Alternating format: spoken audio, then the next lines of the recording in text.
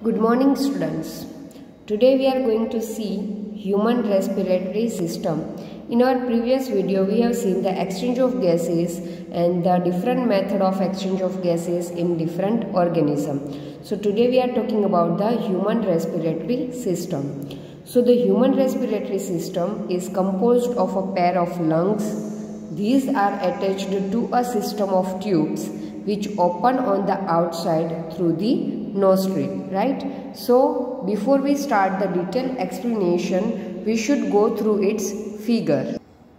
So if we are going through this figure, then the human respiratory systems will start from the nostrils, and as you can go through the figure also, the nasal passage, nasal passage is there in the nostril, right? So the nasal passage, then after mouth cavity, then pharynx, then there is a larynx. Larynx is also known as the voice box. Then there will be a trachea, then rings of cartilage, then bronchi. Then bronchi is further divided into bronchioles and alveolar sac. Right? So these are the structure involved in the human respiratory system, and the sequence of the structure involved in the human respiratory systems are nostrils, then after nasal passage, nasal cavity, pharynx, larynx, which is also known as voice box, then there will be trachea, bronchi, lungs, bronchioles, alveolar and blood capillaries. These are the sequence by which the oxygen will going to be passed on, and from this sequence itself the carbon dioxide will comes out, right? So this is the sequence for oxygen to come in like this way, and this is also the sequence for carbon dioxide to comes out. So nostrils through the oxygen will enter, and exactly same way nostril through the carbon dioxide will taking out. And here there is a specific structure of the respirator bronchioles, right? So these branched structure, as you can see in the figure, these branches is called the bronchiole, and at the end of this bronchiole there will be a air-like or a balloon-like structure you can see, and that balloon-like structure is called alveoli. So now let's see the further detailed description of all these parts involved in the human respiratory system. So after seeing the figure, obviously we know that the human respiratory system will be start from the nostril, right? So nostril, there are two nostrils which converge to form a nasal passage.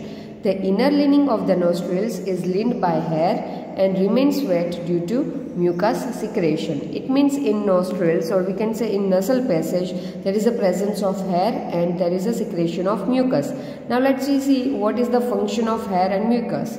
The mucus and hair help in filtering the dust particle out from inhaled air, and further air is warmed up when it enters the nasal passage.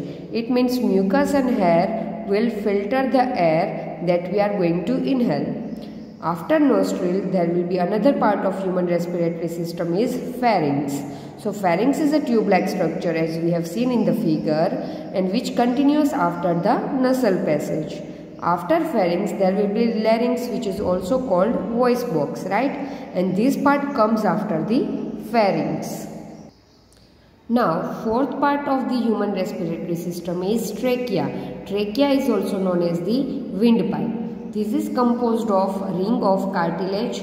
Cartilaginous rings prevent the collapse of trachea in the absence of air, right? So when air is not there in the trachea, the tube-like structure of the trachea will not going to be collapsed because of the cartilaginous ring prevent this collapse, right? Then after trachea there will be structure which is called bronchi. So a pair of bronchi comes out from the trachea, which one bronchus going to each lungs, right? So if you are going through the structure, then you can see in this structure, this is the bronchi, right? And bronchi is further divided into bronchus, which is subdivided into like this way. One bronchus will goes to in one lungs and another bronchus will goes to in another lungs, right? So it would be divided. Here you can see the bronchus is divided into two parts, and each part will goes into each lungs, right? Now after the bronchus there will be bronchioles. So a bronchus divided into branches and sub branches inside the lungs. So basically the sub branches of the bronchi is known as the bronchioles, which is present in each lung, right? Next will be the alveoli. So these are air sacs at the end of bronchioles, right? Now if you go through the figure, then you can see the bronchioles is subdivided, and at the end of that bronchiole you can see a air-like structure. You can see air-like structure, or you can call it balloon-like a structure, that is known as the alveoli, as you can see in the figure. Now let's see. Alveoli, these are air sacs at the end of bronchioles, and the alveolus is composed of a very thin membrane and is the place where blood capillaries open, right? So alveoli basically containing blood capillaries. This is alveolus where the oxygen mixes with the blood and carbon dioxide exit from the blood. The exchange of gases in alveoli take place due to the pressure of differential.